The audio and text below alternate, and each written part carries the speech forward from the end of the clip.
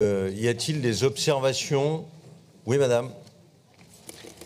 Monsieur le Président, mes chers collègues, vous nous demandez d'approuver la mise en œuvre d'un plan régional en faveur de l'entrepreneuriat des femmes en Nouvelle-Aquitaine. Bien sûr, je ne ménagerai pas le suspense, il est évident que nous voterons en faveur de ce rapport. Nous en partageons les ambitions, le diagnostic, les mesures et la méthode aussi. Il s'agit en effet d'une convention qui s'inscrit dans un accord cadre national en faveur de l'entrepreneuriat féminin signé entre le gouvernement et BPI-France. Nous espérons d'ailleurs que notre Assemblée parviendra à l'unanimité sur un sujet qui ne prête pas à des logiques partisanes.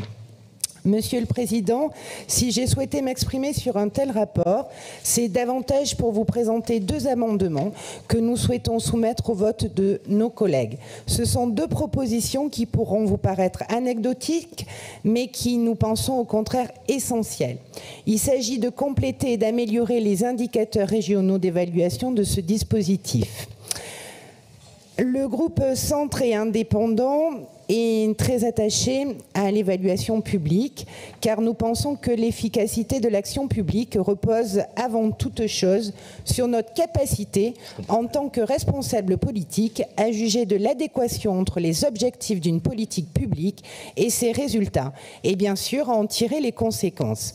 Or, en l'état, les indicateurs ne portent que sur le nombre et le profil des porteuses de projets. Deux éléments nous semblent particulièrement faire défaut. En premier lieu, les indicateurs ne font pas mention de la durabilité des projets accompagnés.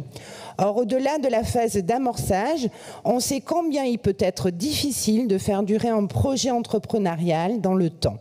Nous l'écrivons dans notre amendement, c'est près d'une entreprise individuelle sur deux qui n'est plus active 5 ans après sa création. Il nous apparaît donc nécessaire de porter un regard attentif à ce point afin, et le cas échéant, d'adapter l'accompagnement régional à cet enjeu.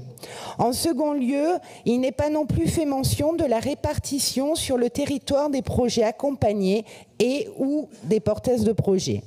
Dans le rapport, il est pourtant indiqué que le développement des actions dans les territoires fragiles, notamment en milieu rural et dans les quartiers politiques de la ville, est une priorité du plan régional que vous nous demandez de voter.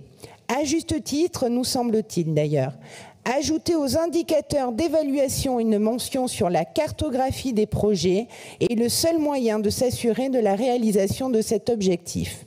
Et pour l'objectiver encore davantage, nous pourrions la comparer avec la carte des EPCI selon leur degré de vulnérabilité en Nouvelle-Aquitaine, de sorte que nous nous assurions que cette démarche en faveur de l'entrepreneuriat féminin puisse être aussi un levier d'égalité territoriale et de dynamisation des territoires peu pourvus économiquement. Nous espérons, Monsieur le Président, mes chers collègues, que vous nous appuierez dans cette démarche d'amélioration de l'évaluation des politiques publiques et que vous voterez ces amendements. Je vous remercie.